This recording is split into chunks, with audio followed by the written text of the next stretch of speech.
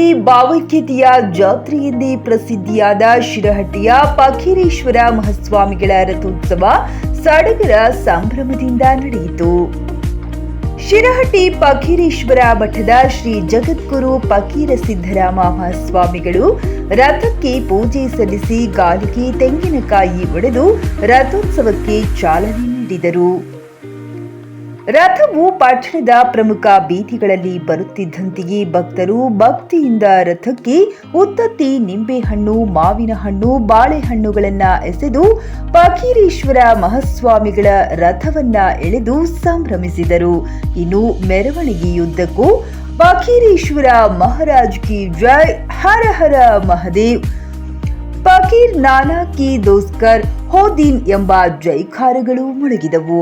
ರಥವು ಪಾದಗಟ್ಟಿಯವರೆಗೆ ಸಾಗಿ ವಾಪಸ್ಸಾಯಿತು.